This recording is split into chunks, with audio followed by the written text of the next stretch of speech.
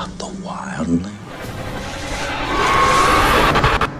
Wildling is the directorial debut of Fritz Baum, I hope I'm pronouncing that right. It stars Belle Powley, Brad Dourif, and Liv Tyler, and it tells the story of Anna, a young girl who has spent most of her young life locked away by a man who taught her to fear the outside world out of fear of something called the Wildling. Wildling is an interesting film, to say the least. And by that I mean I've never seen a film with such a strong first two acts fall apart as hard as this movie did. There's a lot to unpack here, guys. I'm not even sure where to begin, and I guess I should just start by saying I wish I had never watched the trailer for this film, because it gives away at least half the damn movie. But I'll start with the good things. Belle Powley. She's the best damn thing in this film.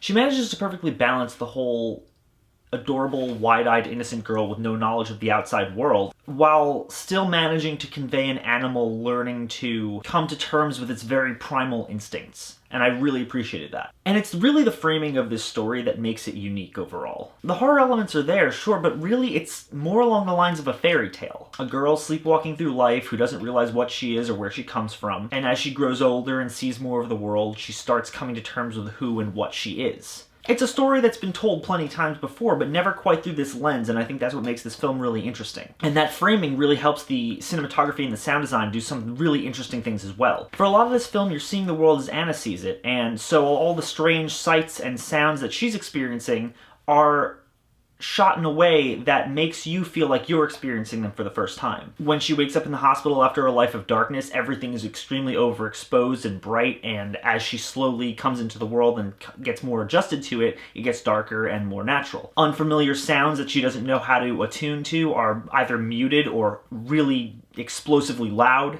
It's all done really well, but the problem is that all of these positives I've described are mainly in the first two acts of the film. There's still some weird writing choices as well in the first two acts, don't get me wrong. Anna knowing how to read is strange to me, considering she spent most of her life sheltered, and I doubt Brad Dourif taught her any of it, because she knows nothing about the world outside, so I don't know how she learned to read, like, within a day. But it's really in the third act of this film that it just goes careening off the rails. The direction they take this film in its final 30 minutes is just so insane and absurd that I would actually call it dumb.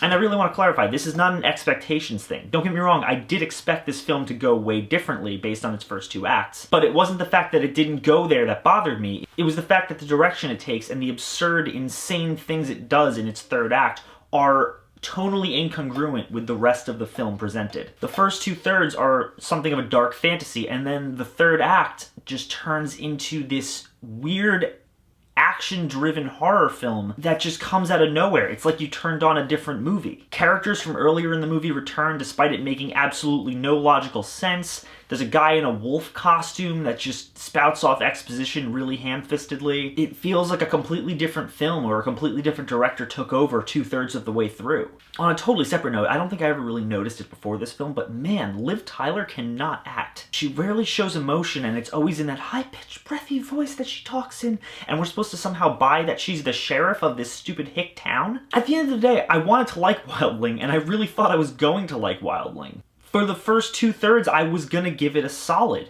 And then the third act happened, and it was so bad and so jarring, and it took me out of the film so hard that I can't give this film anything more than meh. And that's a shame, because I really did love the first two acts, and if the third act had been the same quality, I think this movie would have been really good. Not great, but good. If you are gonna watch it, I'd recommend turning it off around the jailhouse scene.